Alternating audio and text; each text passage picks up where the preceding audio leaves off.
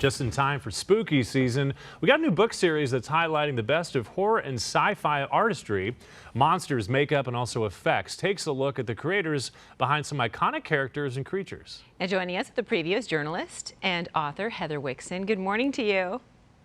Hi, thank you guys so much for having me today. We're excited to talk with you about the book. First of all, let's talk about your inspiration. What inspired you to write this book? You know, I grew up loving special effects. I was a big fan of movies like American Werewolf in London, The Thing. One of my first sort of peeks into the world of special effects came through the behind the scenes video for Michael Jackson's Thriller when I was a kid. And that was sort of when it clicked that there's people behind these creatures that I was, falling in love with at a very early age. And as I began working in the world of entertainment journalism, I realized there had been so many books and interviews that had been done with these artists about like the how-to and the way that they were sort of making these creatures. And yet nobody had ever actually taken the time to sort of talk to them about their lives and their experiences. And I just thought it was time to sort of give these folks their time to talk about the things that sort of inspired them and their journeys to making it to Hollywood. Can we talk about some of those creators, specifically Tom Berman, right? His work from Planet of the Apes? Yes, Planet of the Apes was a huge influence on me as a kid.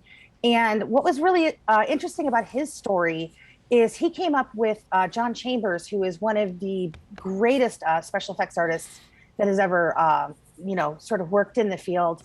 And I thought it was really interesting because I remember seeing Argo years ago, and they talked about John, but I didn't really talk much about Tom's involvement with that story. But I thought it was incredible that, you have men who are out working in the special effects industry, and yet the CIA was coming to them because they were so convinced that these things could just be done, that they wanted special effects artists to basically help them figure out how to change people's appearances on the field and things like that.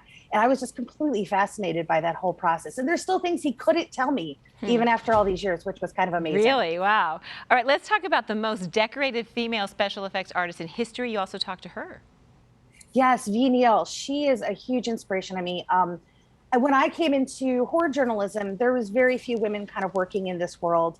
And I think V's story sort of mimics that as well, because when she came up, there was maybe 2 or 3 other women in the industry. And over the years, she's worked with some of the biggest directors. She frequently collaborates with Johnny Depp. She's won 3 different Oscars, multiple Emmys. She's taken home several Saturn Awards, even started her own school. And then she was also one of the hosts for Face Off on Sci-Fi. And for me, she was a huge inspiration. And I knew when I was doing this that I eventually wanted to get her. So to get a chance to speak with her was a dream come true. I hope you don't mind if we go off script a little bit, but I just saw some video. Yeah. It was Danny DeVito, that was Batman Forever, right? And then Robin Williams, was that? Oh, no, that was Batman Returns. Batman Returns, correct. And then it was Robin Williams with Mrs. Doubtfire. Did you ever talk about, or even just discuss the fact, what the actors go through for this makeup process? Like, I think when Jim Carrey was in The Grinch, I heard some story that he had to get some sort of counseling because he would sit there for such a long time to get the makeup done. Right. Yes. The one thing that I is so crucial to the effectiveness of special effects is the actor behind it.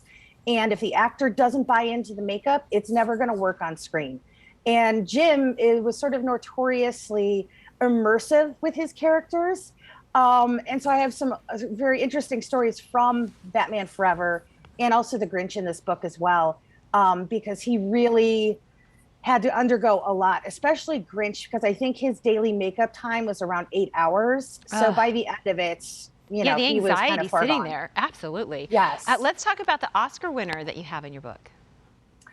We actually have a few, but I believe you're speaking about David Leroy Anderson. And so when I approached the book, I wanted to find all kinds of different stories. And for me, the hook for David was I thought it was really interesting that his life is translated onto screen in the movie New Nightmare, which is actually right behind me, because he is married to Heather Langenkamp, who is a horror icon and frequent collaborator with Wes Craven.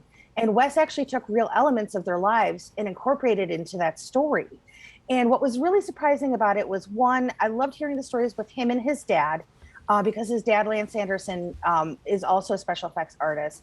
But two, it got really personal because they faced a lot of family tragedy over the last several years. And I wasn't expecting that. And to me, David's chapter ended up being sort of the most emotional experience for me because he really opened up in a way that I wasn't expecting. And it ended up becoming sort of a tribute to their late son who passed away a few years ago. I mean, I could talk about this all day. Yeah. What a fun conversation this was. It's great that you get to do what you're passionate about and to make a book. And nice job on the Halloween decorations. I don't know if that's full time all year round or if it's seasonal, but we like it. It's a little bit of both, but yes, we get a little more Halloween specific in October. Awesome. All right, Monsters Makeup and Effects Volume 1 is out on October 20th. You can pre-order at aminkpublishing.com or pick it up on Amazon. We'll be right back.